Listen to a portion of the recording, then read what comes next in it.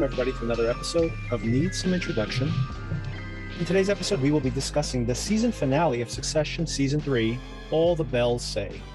Before we get to that, as usual, make sure you subscribe so you know when our episodes become available. I've seen a whole bunch of new subscribers, so maybe reminding everybody to subscribe is helping you to remember to subscribe. So, of course, that's the best way to know when we have new content available. I should make a better point of reminding everybody, since I don't always do this intro part. Reach out to us, needsomeintroduction@gmail.com. I will be recording with Sona right now, right after this session, our conversation about the latest episode of Dexter, which I thought is taking the show in a very interesting direction. So if you haven't caught up on Dexter, I suggest you watch that. Dexter New Blood, it's called, this new version of it. Check out those podcasts when they become available. After our discussion of this week's episodes, we will be talking about, or maybe just me by myself, depending on how much time Sona has, talking about what we will be planning to cover now that Succession's over. What do we have in store for the future? We will obviously continue to recap Dexter, but you may want to get ready for the next show we'll be covering, and I'll discuss that after this conversation. I have no doubt, Peter, that you will never be bored in the brief time that you're married. But in all seriousness, there is no one like my mom, and you're a lucky guy, and I am jealous of the time that you get to spend with her. I hope that your marriage is as rich and happy, rewarding, and fulfilling as mine. So here's to the bride and groom. The bride and groom. All right, Sona. So to get started with this episode, I thought rather than doing like a whole moment-by-moment breakdown of the episode, considering we're really at the end of it here, I think it might be better to discuss some of the things thematically that happened in the show and maybe just start from the end, almost in a way, and step backwards from there. Just as a little introduction, I don't think you've seen this, Sona, but I wanted to recommend it out there. I literally just watched The Power of the Dog on Netflix this weekend. I don't think I know it. It was like number one on Netflix for a moment. I don't think general audiences are going to like this movie, by the way, but it's probably going to be nominated, if not win, Best Picture this year. And it's a Western by Jane Campion, who directed. I'm out. Well, you'd be surprised, Sona. You'd be surprised. And this is the reason I mentioned it, that I'm going to do a whole deeper dive on that story when we cover Dexter, because that's going to be my sociopath of the week. Is going to be the lead character in that movie, played by Benedict Cumberbatch, who gives a great performance. But the reason I brought it up here is because can't help but correlating these two things, watching them so close together. That is also a story where you're watching one story, but there's actually a different story that's all being laid out right in front of you, and you're not paying attention to it until the very end. And the same thing happens here, and maybe the same thing has been happening this whole entire season. So what's your general impression of this episode before we get into the specifics? Well, I think we were paying attention to it, though, at least if we're thinking of the same thing, right? About what is going on in this marriage and how disinterested can somebody be in a serious trauma that their spouse is undergoing and begging them to pay attention to. All of these things do have consequences. So, maybe not now, maybe not tomorrow, but it all does come around eventually, doesn't it? Yeah, and I think there's two things there. I absolutely think that Tom is one of them, right? And just to lay it out there, I assume everybody's watched this episode at this point, and we're all thinking the same thing. But the finale of the episode is that Tom betrays Shiv. And, this whole entire season, like you said, Sona, we actually haven't paid attention to this, but I feel like I've been talking about Greg being maybe the guy who's always in the room, who's, true. Not making power plays, right? By the way, always correlating Greg and Tom together. But yes, I myself am ignoring Tom the entire time. And there are all these sketchy things that you can think about. There's the conversation he has when he first offered himself up as a sacrificial lamb to Logan, and then he's on the phone with the lawyer. We still don't know the details of that. I think even in one of the earlier episodes, I mentioned, I hope that he is like feeling out these characters and he's not just plain-faced in his actions as he appears to be. Is that the case or not? I always kind of didn't give him the benefit of the doubt, saying like, no, he's just in love with her, which he was. I think he still is, possibly. I took his actions at face value, and it turns out, no, like I think he probably was indeed feeling these things out and making his plays, and he's probably just smart enough to not share them with anybody else because he knows he can't trust any of them. And I think also, in a way, maybe at a certain point, I don't think initially, but at a certain point, it turned to testing her, right? Yes, yes. Like, I personally am a very big fan, and this probably says something very twisted about my personality, about like giving someone enough rope to hang themselves. Yep. And I do it at work often, where I've spotted something fundamentally wrong with someone's work, but instead of saying, you did this wrong, let's fix it, I'll say, do you really think that? Have you considered X? If you're really paying attention, you'd say, like, why is she asking me this question? Right. Probably because there's something that I need to consider there. Depending on the personality type, many people will just double down, say like, yep, I'm sure. And then you're like, okay, well, you forced my hand. Now I have to call you out on it. Like, you could have saved face a little bit and fixed your work yourself. Now I've got to fix it for you. And it's kind of, I think, maybe the same thing. Like, at a certain point, the questions turn. Do you really not care about me? Let me see. Let me ask you this. Do you really not care this might happen? And she failed every single time. Right. Oh, yeah, absolutely. She failed across the board. And if he was testing her, like I mentioned before, I was like, oh, he's just offering his belly. Now, in retrospect, once again, that's why I correlated to that other movie I brought up. In retrospect, that these were tests when he's saying, like, let's have a kid. It's another way of him saying, prove your loyalty to me, prove that we're in it in some way. And she's like, nope. And these were all things that we laughed at the time. But no, he was serious about him.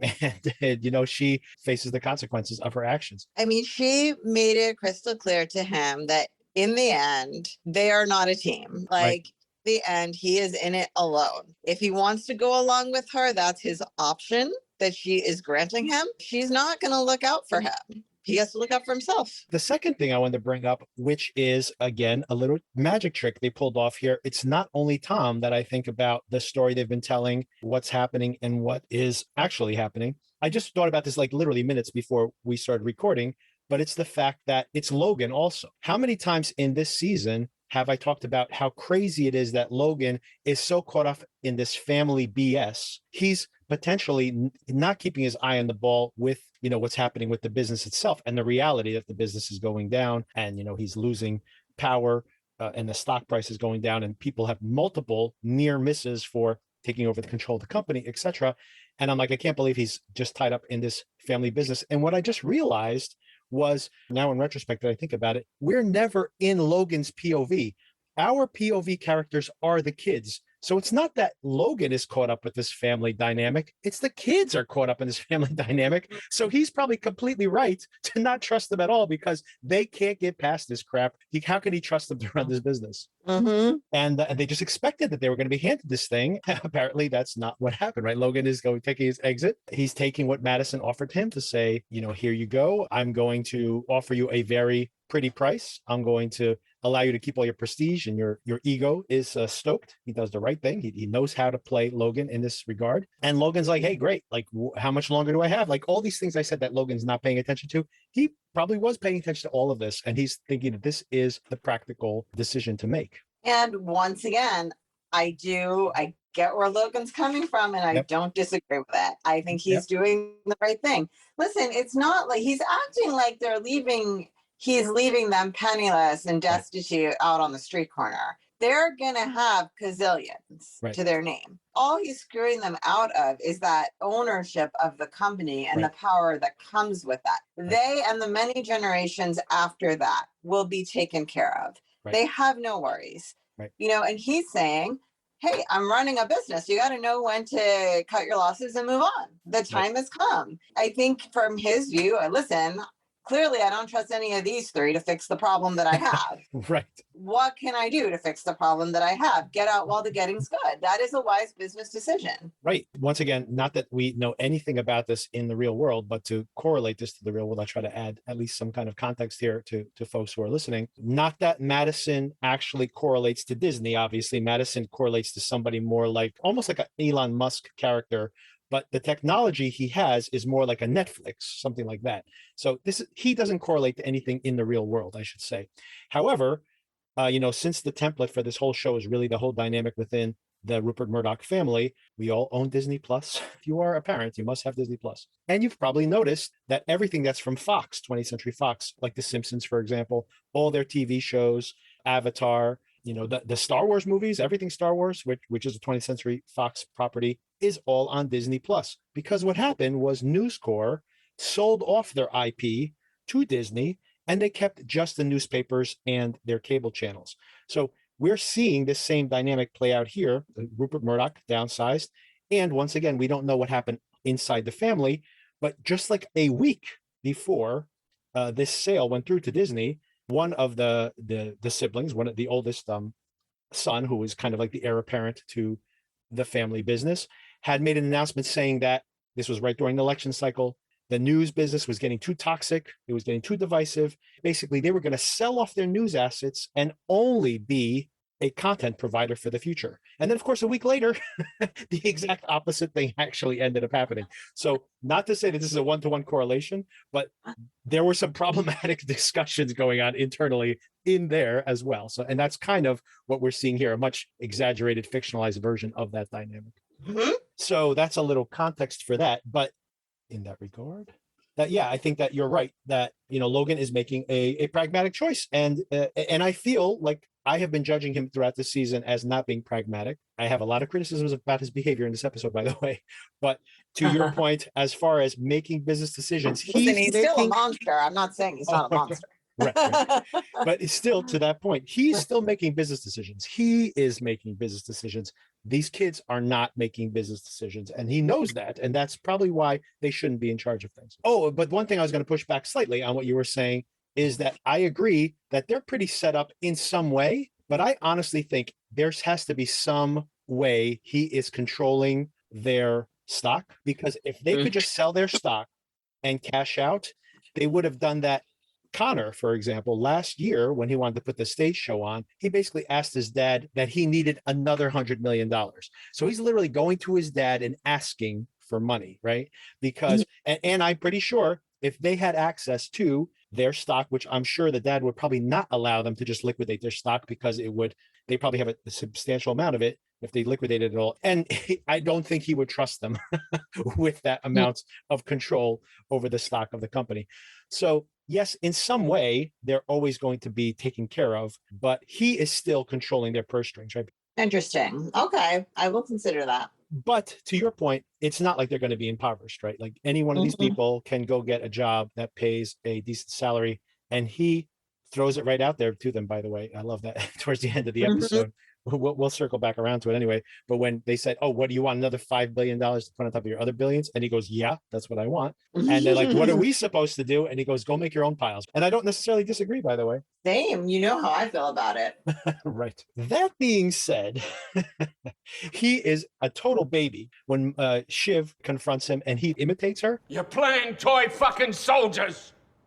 Go on. Fuck off. I have you beat. You morons! Well, no, because you need a supermajority to hold the no, because I need a supermajority to put you. Please.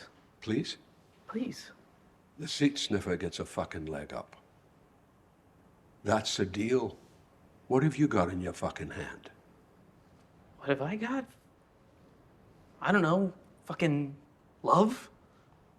Love? You come for me with love. Dad, why? Why? Because it works. I fucking win. Oh, go on, fuck off. You nosy fucking pedestrians. So really not the most mature behavior to say that they obviously have all these interpersonal issues, but we see right there where they all came from. That's right. So, well, between that and the mom put together, yeah. oof. Then the mom betraying them, like, wow, what a... Oh boy. So what's your read on that, by the way, the specifics of it? I mean, you know, it's kind of vague what they're describing there, but it looks like the mom had negotiated in the divorce that the kids, we already touched on this in the very last episode, right? That she had negotiated some kind of power that they have where they can veto a change of ownership. So if this had been even a 50-50, they really wouldn't have this veto power. But since it's an actual acquisition, they can actually put the brakes on. So this was actually pretty smart that her lawyer or she herself asked for this, you know, veto power. It looks like she is still the one who controlled that lever, right? So then he was able to, since that condition was in the prenup, they've basically rewritten the prenup. And it turns out it's purely so she could keep that apartment she likes so much. Right. Yes. Wow. Mhm. Wow. These people who are like in their 80s, right? She's probably younger. She's probably in her 70s. You know, I want my comforts. Yeah, it's insane. I mean, and again, like going back to the other thing also, like what is going on with your money? I'm sure she has a great settlement. Like, can't she just buy another place? I don't know. There are some questions here as to why certain things are so important to other people, but whatever. Let's go with it. I don't mind. Well, I mean, partially, I think that I wonder, we're only seeing her in the context of this relationship with Peter, but I wonder if she's been similarly in relationships where she seems to be the type of person to say he handles the money thing, and they might have wiped her out in the past, and she had to kind of come asking for assistance from Logan in the past. Logan might have her on a relatively short leash so that she does have to come for him, you know, for that money on a regular basis, which I can imagine that he would still want that level of control. Another possibility too is, you know, you just look at how she's living with this villa being rented out for this wedding and everything. She's in some kind of royal family. That doesn't mean she's rich though, right? And if she's trying to live at that level, you know, hundreds of millions of dollars in total may not be enough to, you know, live on. Maybe. But I mean, plenty of people who are very, very rich somehow figure out a way to burn all their money. So Fair enough. the next thing I find interesting is that here we see finally the kids are all united for the first time, right? First, they rally around Kendall. And I guess we should just get that out of the way too. I was a little annoyed by this, to be honest with you. So we're trying to figure out last week, everybody, the discussion. And by the end of the week, by the way, everyone decided Kendall's dead. It's over, right? So I was very surprised. At least we were on the right side of that one. Right. But I was a little surprised because I honestly thought it was even more minor than what we end up seeing there, where basically looks like it was a suicide attempt. So either intentionally or inadvertently, we probably are right with the psychology of it. He's putting his face underwater to try to see how long he can hold his breath, and then probably passed out. And once again, either intentionally or unintentionally, almost killed himself by falling into the pool. Yeah, I feel like it's more like not that he was trying to kill himself, but he wasn't not trying to kill himself. Right, exactly. Yeah. It's negligence, right? Which is basically what will cause the death of that kid too. Yeah. Like not trying to take the actions that most would to preserve their own life. I was very annoyed with him, by the way. He shows up and I think that he would be humbled in some way. He's not. He's, you know, like, I'm going to do Vanity Fair covers and we got new lawyers in place, and, you know, he's back on his exact same tone. But we do see later on a scene where he breaks down. Mm-hmm. That was an amazing scene. Yeah. And you really see how much anguish he's going through. And you really see the awkwardness of that freaking family. My God. Yes, exactly. It's a really interesting scene, by the way it's staged. We see, first of all, that they kind of go to this place where they can be alone. The first thing I found interesting is that we see the bus boys going in and out, putting the garbage out and everything, which of course is immediately echoes to the boy at Shiv's wedding, right? And maybe that's why he's so triggered by all of this, feels it's too similar to before. So I like the way they're staging that. And then I find it very interesting that we see Shiv be very warm, right? Which is what she portrays. But of course, as soon as she gets that phone call, she like walks away. And meanwhile, Roman does want to be there for him. I'm sorry, you thought that was Shiv being warm? I think that Shiv shows some empathy to him. Like, hard disagree. In other words, she performs empathy is what I'm trying to say. But yes, I don't but think it's such a weak performance that there's nothing behind it. It's transparent to me. Roman, I felt, was at least trying to relate in his way that Yes. I understand is completely unhelpful. Right. But I think it came from a compassionate place. Shiv was like a robot. Like, I guess this is what I'm supposed to say, so I'll say these words. I didn't feel that was, to me, that was like painful to watch. Like, to not even have the human instinct to put your hand on that person's shoulder, or it was painful for me. Yeah, I think we disagree a little bit in the fact that I thought that she can still read her behavior as being empathetic. But where I think we agree is that hers was more of a performance, totally. And Roman, as bad as he is at it, he still tried to be there for him, right? Like legitimately, right? In his way. Own dysfunctional way, but it was legit, but it was sincere, right? It was sincere. And I think that's what's kind of become apparent here, as especially with Roman's interactions with his dad as well. As messed up as he is sincere. He just is dysfunctional. He cannot express himself properly. Shiv is like a sociopath. Shiv is sociopath, yes. Yeah. But unaware of it, by the way. I think she still has this duality where she perceives herself to be a good person as long as she That's what does. makes it so aggravating. Yes. And I'm very curious to follow up with Sarah. If anybody hasn't listened to this, by the way, over the weekend, I dropped an episode. My friend Sarah does like a psychological case study of the family. And I'm very curious to know where she's at with this now with the finale, because some of these dynamics she talked about the kids themselves kind of plays out here. So we have a little more evidence with all of them, by the way, not just the kids, but the mother. When she was discussing the mother in that recap, she hadn't seen, she was like 4 episodes behind. There's a lot more evidence of it here, basically, let's say. Oh, and the other thing I was going to mention about that scene as well, we obviously have Roman trying to comfort Kendall in his own way, using these kind of very inappropriate jokes, which of course is his usual way. And it does break through a little bit with Kendall. No, he does start laughing towards the end. Yeah, exactly. One waiter down, that makes sense. It took me forever to get a fucking drink at her wedding. Please, man. Okay, yeah. I can't do it. You're right. No. I guess I'm just trying to say, like, who's the real victim here? I waited 3/4 of an hour for a gin and tonic. Oh, in that scene, specifically, I found it very upsetting when Kendall says that he's not connected to anything. He doesn't feel anything with his kids. He doesn't feel anything with his family. He's just not feeling anything anymore. And I think that kind of speaks to him potentially having tried to commit suicide right in front of them, right? If he doesn't feel any connection anymore. Yeah, and I mean, when he says, I'm so lonely, or it's so lonely. We went into the water.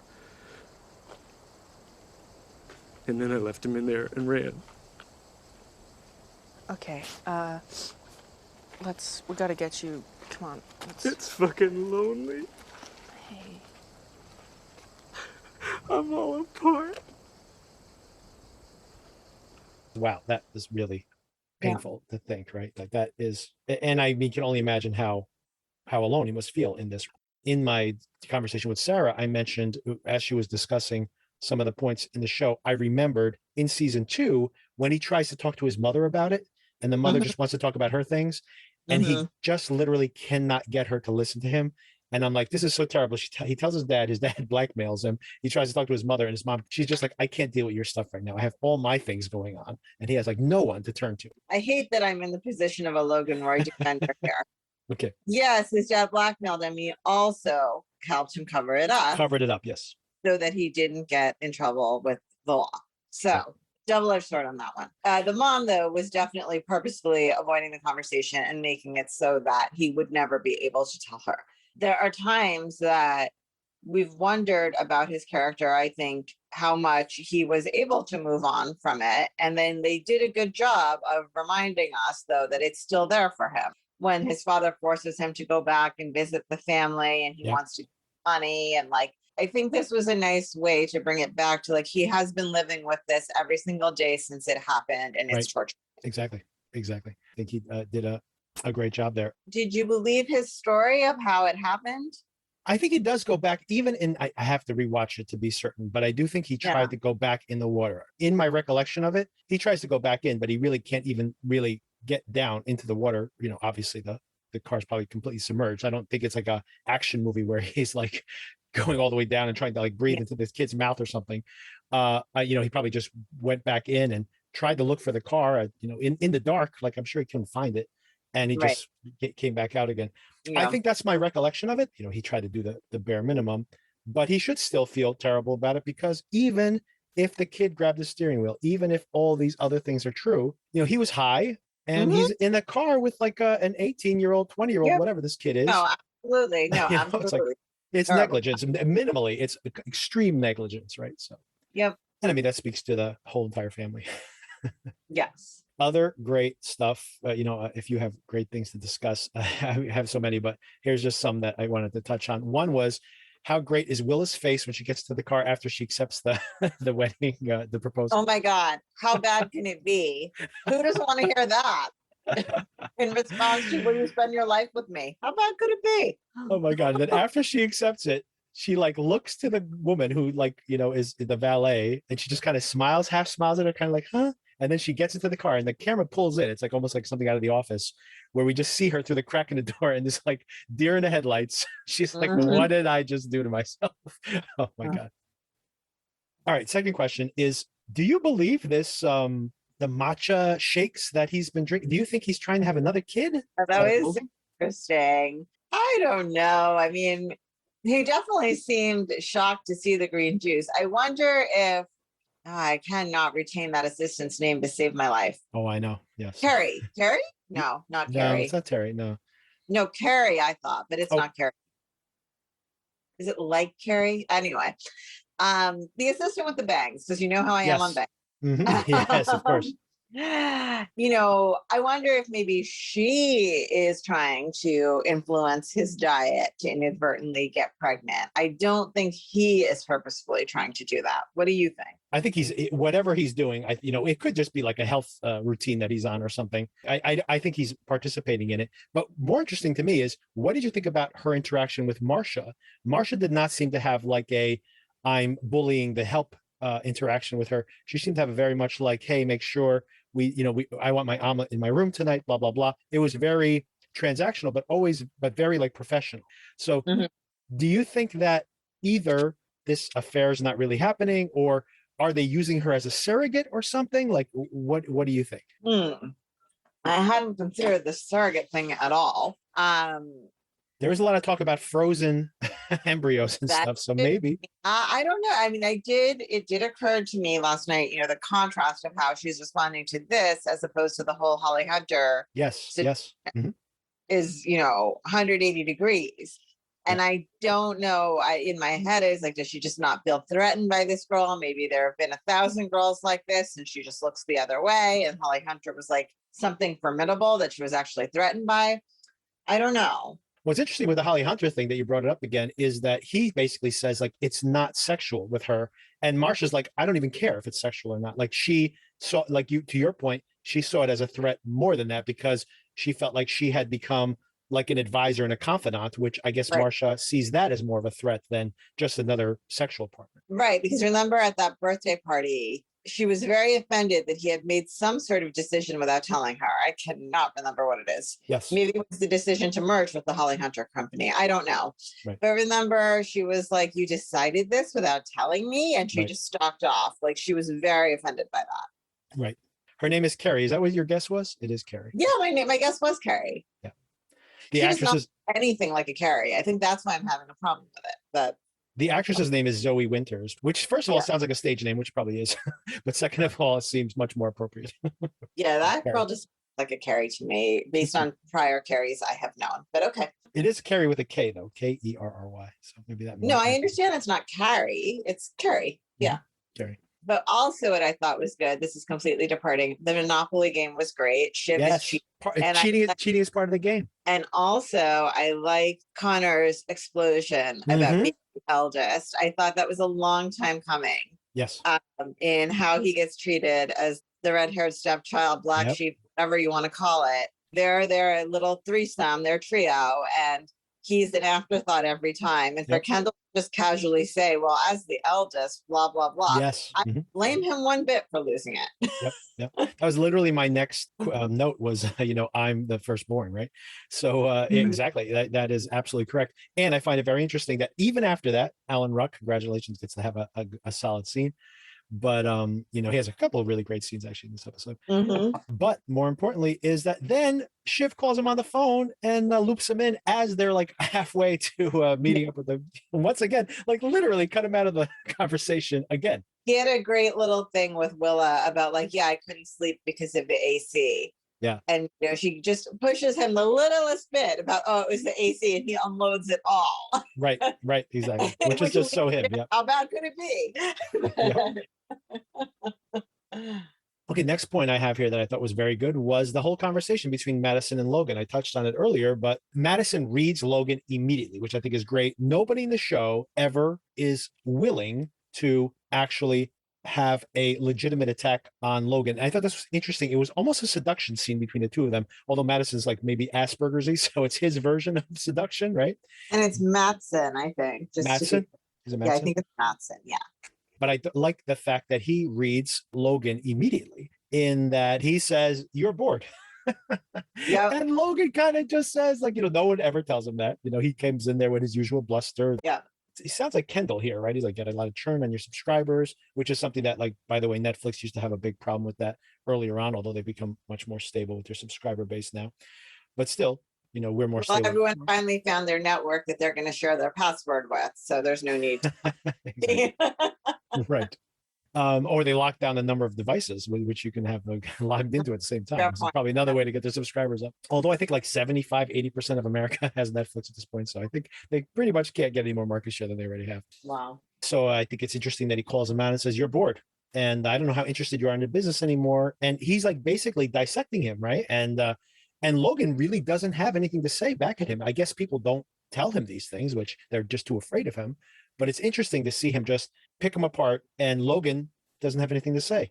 And then he goes, "Well, how about this? I come in, I buy you, I give you," probably similar to the Disney deal. Disney, they actually broke off the businesses. They actually sold off that chunk of the business, basically made themselves smaller. But in this case, it looks like what they would probably do is the company would still exist, but it will be owned by this content streamer service.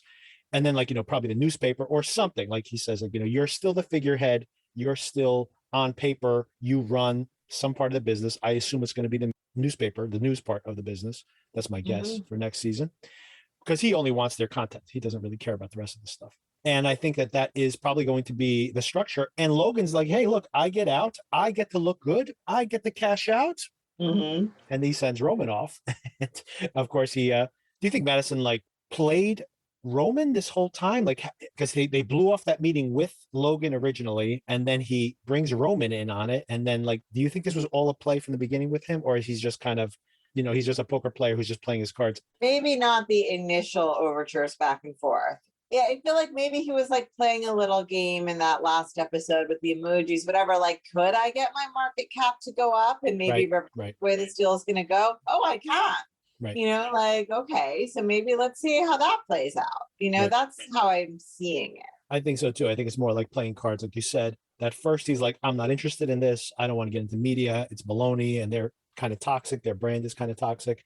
And then, Roman makes that overture, and he goes, "Well, if he's willing to make an acquisition, maybe now I can push it to 50-50. And then once he gets that 50-50, he's like, "Well, what if I buy you guys? Like, what if we're more than 50? Yeah. And it all worked out, apparently. All right. The next thing I want to talk about, the Greg and Tom dynamic. Once again, these like two peas in a pod, where Tom says, "You could be heading away from the endless middle and towards the bottom of the top." The bottom of the top? And could I get my own, like... Your own Greg? Yeah? You can have 20. Do you want a deal with the devil? What am I going to do with a soul anyways? Souls are boring. Boo, souls. Of course. But what did you think about this scene? And when he first said make a deal with the devil, what do you think was happening? I did not yet suspect that Tom had this double deal going on. Yep. So I thought it was just like the coup, kind of, right? Like the overthrow of it. I thought is what he was referring to as the devil, like not being loyal to Logan. I read it very superficially that way. But I also felt, I think Greg has maybe now learned to not show his cards. Right. And so even though he did make that deal, I felt like Greg in his head was thinking, or I'll back out of it if I have to. Like I'll see what this is about. And if it works for me, great. And if not, what are they going to do to me? That's kind of how I saw it. Speaking of that, the initiator to the conversation with Tom and Greg is that he apparently is making the moves on the Contessa/Princess/Yogurt influencer. That's right. And he's very proud of himself there. But I also like that he speaks up for himself. He's usually intimidated by the family members. But when Roman says, "Don't talk to this guy, don't talk to this guy," he says, "It's very well known that you're a well-known sexual pervert." Oh, boy. Oh, speaking of that is, oh my God, Shiv taunting Roman about a sexual dysfunction the whole entire episode, including when his mom's walking down the aisle. Yes, that was dark. That's very, But very also, good. can I ask you, I have a hard time keeping track of fashion these days ever since lockdown. Mhm. And I have a really hard time keeping track of men's fashion.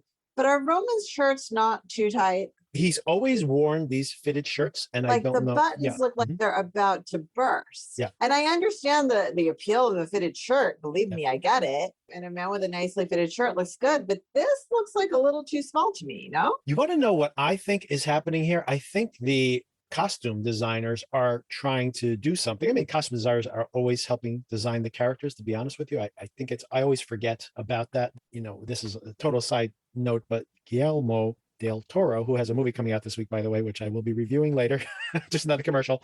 But he said something very interesting where he said that he says that the set decorator and the fashion designer are really, really important to a film. And someone was questioning him about that, going, really, why is that so important? And he goes, when you meet a character, is his shirt rumpled or clean? Does he have dirt on it? Did he button it all the way up? So in other words, the way someone presents themselves is very important to how you perceive them. So that's all handled by these people who do the designing of the sets, of course, the locations, which of course say something, as well as what the people are wearing. So all that being said, I think they're trying to say something here, because when I wear a fitted shirt, by the way, if I put my hands on my hips and I put my elbows behind my back, that shirt is going to, buttons are going to open up. Like That's you true. can't wear a fitted shirt and then act the way Yes, he does.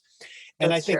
I think they're saying something there, that he's wearing the fitted shirt because he wants to look stylish. You know, he doesn't look like Kendall, who looks all rumpled. He actually is wearing these fitted shirts. Someone bought them. They're probably very expensive clothes, but the way he's wearing it, it's like he's not caring about his presentation, because like we said before, he's twitching and he's got Yeah, his arms all the way back, like a chicken, like caught by, it's true. caught by the It's- wings. He's He a looks, very spazzy guy. Yeah. Mhm. and it shows in the fact that here's this guy who, to wear a fitted shirt, you need to basically stand like a model. You don't twitch Yeah, and flail your arms around, right. because you put your hands up over your head, your shirt's going to get untucked. You know what I mean? Like there's a lot of, and I think that is what they're presenting there in a way. But I totally agree. It's become more pronounced as the season goes on, because I think he's becoming more discombobulated, right? More unhinged. No, I really noticed it last night. I was Yes. kind of, wow, what is happening with that like that plum colored shirt? Yeah. Speaking of, once again, just to harp on this one more time, following up on Shiv, taunting him relentlessly about that, and then the wedding scene, and then Logan and Roman together on the boat. And he goes, hey, that's a good looking woman over there, right? And of course, Roman's not even looking at her. And then Logan, what an uncomfortable conversation to have with your dad. So what is it, son? Are you scared of pussy? Is it all screens or up the ass with you, or what? Jesus, no. God, Dad, can we not? That was just being horrible. It's good. It's all good. Yeah, well, it's just fucking... If you need to get straightened out, get straightened out, okay? Yep. I don't want to know. I mean, to be fair, no one wants to have that conversation with their dad, I don't think. But yeah, ever, right? particularly uncomfortable here. Yes. But it's like this is Logan's version of trying to have that conversation, following up on the dick pic fiasco last week. Of course, the last thing I want to discuss here on these high notes is this incredible, like very Godfather-esque final scene where Logan's walking out of the room, pats Tom on the shoulder. Tom walks inside, and this actress, Sarah Snook, when she's just like sleeping with the enemy, right? Just that panic on her face, realizing what's happened, and she's like turns her face away and she's pretending like this is all okay. And then he comes up behind her. That's the end of the season right there on her face. That moment, the realization that Tom has done this to her, and he's just playing it off. Hey, honey, how are you feeling? What's wrong? It's so devastatingly evil in a way. I agree. This is excellent acting by Sarah Snook there, because you could really see it on her face that she was processing everything that had happened. Yeah, it's crazy. There's two things that I didn't like about this episode that kind of rubbed me the wrong way. Maybe three. One is I didn't like the way they kind of had that fake out with the death last week, which I know that probably the media blew that out of proportion. So in a way, it was like me drinking the Kool-Aid over the course of this week. that it made Mhm. the way they just dismissed it at the beginning of the episode. Mhm. Once again, it rubbed me the wrong way, but of course that was on me because I had this week of anticipation, right? Which probably, Mhm. if you were binging it, it probably wouldn't matter at all. But Right. it rubbed me the wrong way in appreciating the episode. Understood. The second thing is, as good as moments of that whole sequence where the siblings are playing out the dynamic, and parts of it I really like. You get to see probably what their dynamic has been throughout their childhood. This is how Roman deflects. This is how Shiv reacts. This is how Kendall's probably overly sensitive in some places, or how he, is almost manic at some places and depressed at others. We're seeing that dynamic play out, but I feel like that scene was trying to hit those notes so hard. For me, it just went on too long. It was like they should have tightened that up. It would have been much more powerful. That's my personal opinion. You felt that went on too long, really? I really enjoyed that. I did, but I don't. It just felt too much. It felt a little too many of the same notes there. Okay. One thing that I skipped, but I did like very much, by the way, was I liked earlier when the siblings are there, the scene we talked about how Connor got upset when Yes. he was neglected as the firstborn. To their credit, they're all kind of saying, look, we are worried about you, right? In their own Yes. messed up ways, right? Yes. Probably the most earnest one is Connor. Connor's not caught up in this Yeah. this psychosis that they're all in, right? Yes. So he's just kind of like, hey, I don't want to see you die. He just says it like that.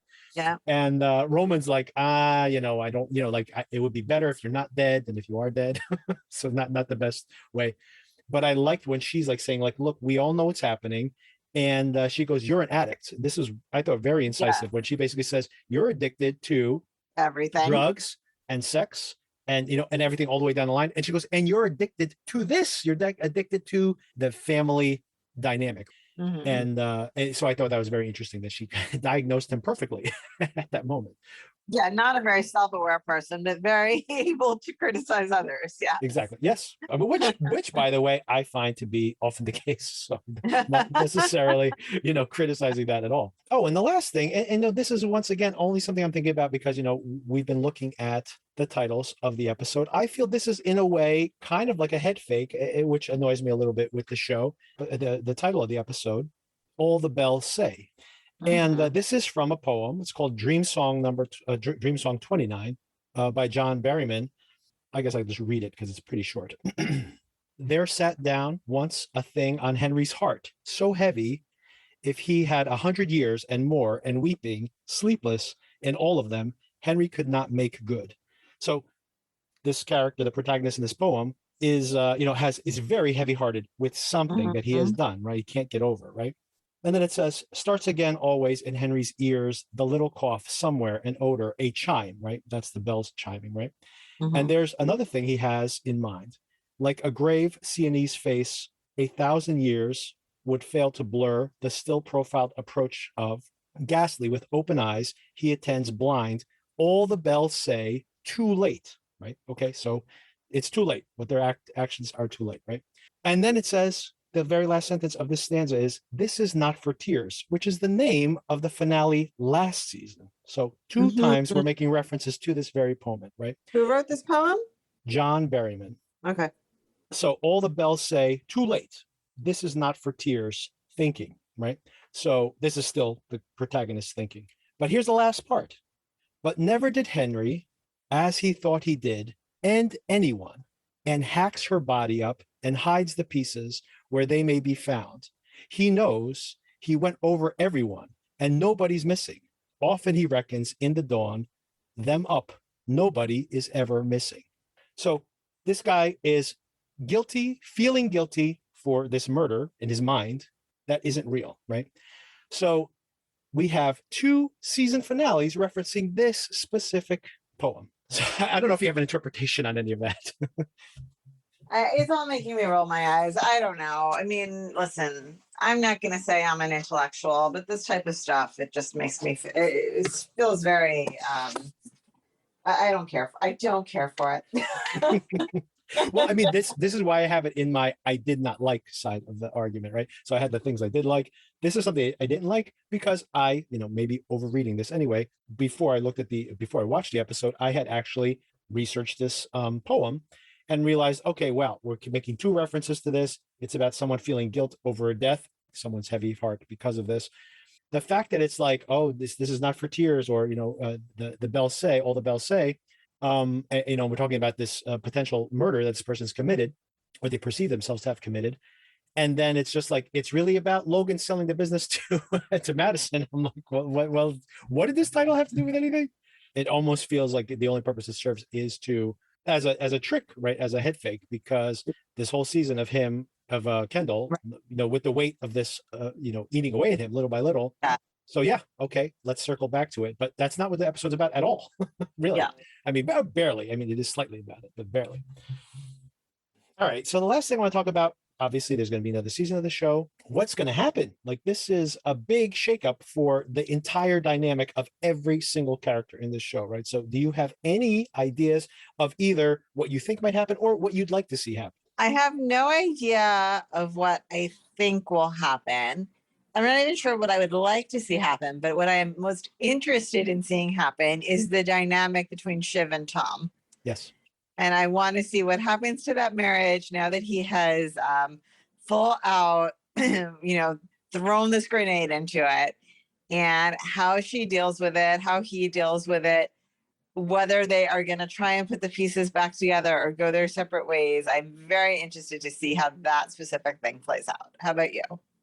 Yeah, I think that's the one that's the biggest question mark I have. My guesses, I put down like just guesses of where I think I am. Logan's going to be the figurehead probably of the news business. He's going to be butting heads with Matsson. Madison's probably going to be saying things like, if they're pushing this fascist or something, it's like, look, you're hurting our brand. You're going to make our IP toxic. So I can imagine that Logan's not going to be happy with Matsson really calling the shots, and Logan's probably going to keep pushing things in a negative direction. You just can't get that eye out of Matsson, can you? I keep saying that, right? I keep saying it. Well, it's in my notes too, so I'm like reading it off the page, right? Matsson. There we go, Matsson. Roman, I think, is going to try to leverage these angles he's worked out with Matsson and Mencken and his dad. And I was about to say, certainly that election is going to come into play, right? Oh, yeah, so absolutely. We expect to maybe see more of that character. And then what I really hope to see, by the way, is from a Kendall perspective, there's hints of it here in this episode. They drag him in, but there are moments when they're like talking about more of these political maneuvers, and Kendall just kind of is rolling his eyes. I really do hope that this is maybe the end of the line for him in that regard, where we see Kendall and he's like, I'm not in for this BS. Like, I don't know what he's doing. I don't know if he is rapping. I don't know if he's with Naomi. He's trying to build like something of his own, maybe failing miserably at it, like maybe starting some kind of media brand and it's a disaster. I would just like to see him like trying to go out on his own and do something, even if it's a disaster. Right? It'd be entertaining to watch, right? What I do not want to see, honestly, is him trying to like do another go at his dad. I'm not interested in seeing that anymore. Right. Agree. Shiv, if you took a wild stab at her going back to political consulting, who do you think she's going to consult for? Are you asking me to come up with a hypothetical character, or? Oh, I mean, anybody. I mean, potentially someone we've seen on the show, but maybe. Like, obviously not Mencken, right? Absolutely not. She finds him so repellent, and the idea she has of herself is not a person that would do that. I was wondering, remember that guy who was saying, once again, they showed it in the previously ons, not in this episode, the last episode, even though it didn't seem to correlate to the show at all, where that guy said, hey, if you get me elected, that I'll kill your father, basically. Yep. So that's I wonder, a good so I wonder if that plays out. Yeah, that's a choice. That would be my guess. I think the writers probably haven't decided. They probably have not even started writing this show. Yeah. But I think they leave those things out there, so there's could be something. Yeah. And the other thing, of course, with Shiv, like you said, is where is Shiv and Tom? Like, I'm very, very, very curious to see, are they like living together and there's this toxic pretending that nothing's going on the whole time? Like, wow, that would be horrible to watch, but entertaining to watch. Insane. Yes. Yes, exactly. What's up with Greg? You think he's going to be in the relationship with this girl? Oh, I don't know. I think Greg now has like a taste for social climbing. I bet he'll, the date ladder. Yeah, the date ladder. Yeah, exactly. He's Who's going to next? his way up the date ladder, I think. That's speculation on Greg. How about Connor? Is Connor trying to be someone's VP pick? He's trying to get like a little contingency? Oh, I think he's the type of guy that like gets super into something for a little while and then dismisses it, and it's like it never happened. That's my guess. And of course, they'll be married to Willa potentially. So that's crazy. Yes. Or you mean, I doubt they'll get married. The show doesn't move that fast. Right, exactly. 6 weeks later. Exactly. The next season will be like a 1 week entire period. So my galaxy brain take on the whole thing is that Logan gets bored with his position, and then he decides that the only way to take out Matsson is to team up with the kids to coalesce power. And then the whole family gets together. They, have a big kumbaya. They work out their family relationships. They unify, take out Matsson, reclaim the throne, and basically the entire country becomes like a fascist nightmare, and everybody loses except for the family. It's a happy ending for them and unhappy ending for the rest of America and the world. Amazing. That would be the finale of the show for me. The world on fire. The world on fire, and they're like a happy. They fixed all their interdynamic problems. But they all get along. Exactly. That's the trade-off we have to have. For them to be happy, we all have to die. Yes, seems fair. Yeah, it's only fair. Yeah, so what I was going to announce now was what we're going to watch next. We will continue to be watching Dexter and recapping that. Dexter New Blood, which will be running for the next few weeks, 4 weeks, I believe. Beyond that, at the end of January, there is a show coming to Apple Plus called The After Party. And this show, very interesting premise. It's from Lord and Miller, who are the producers, writers, who rebooted 21 Jump Street, and they made the Lego movies. And they've also did the Spider-Verse movie, which was all huge successes they've had, but they're also very funny writers.